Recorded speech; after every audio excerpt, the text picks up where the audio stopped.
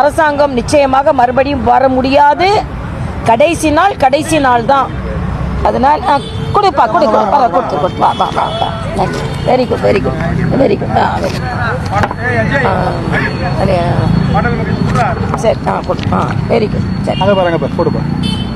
சரி ஓகே. நான் அவங்களுக்கு கடைசி நாள் எங்களுக்கு வெற்றி நாள்னு தம்பி சாக்லேட் போட்டு கொடுத்துருக்காரு. அதனால அவங்களுக்கு கடைசி நாள்னாலும் நாங்கள் எங்களுக்கு வேணும்னு உடனே தம்பி கொண்டு சாக்லேட் கொடுத்துருக்காரு. அதனால நிச்சயமா நாங்கள் வெற்றி பெறுவோம். அன்னைக்கு அது வேற சபாநாயகர் மிக சிறப்பாக செயல்பட்டாரோம்.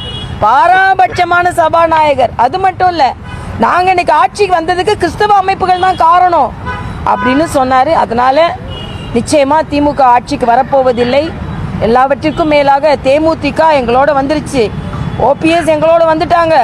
அதனால நாங்கள் ரொம்ப இனிப்பு சாப்பிட்டுட்டு இருக்கோம். பழம் நழுவி இனிப்பான பாலில் விழுந்துருச்சு. இப்படிலாம் பேசி கொண்டிருக்கிறார்கள். அந்தந்த கட்சியை ஆரம்பித்து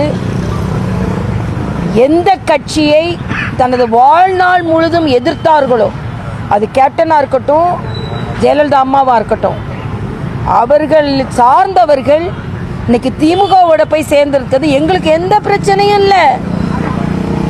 மறுபடியும் சொல்றேன், தேசிய ஜனநாயக கூட்டணிக்கு எந்த பிரச்சனையும் இல்லை. ஆனா இவர்கள் சேர்ந்தது திமுகவை பலவீனமடைய செய்திருக்கிறது என்பதுதான். அதனால இன்றைய காலகட்டத்தில் தேசிய ஜனநாயக கூட்டணி பலமாக இருக்கிறது.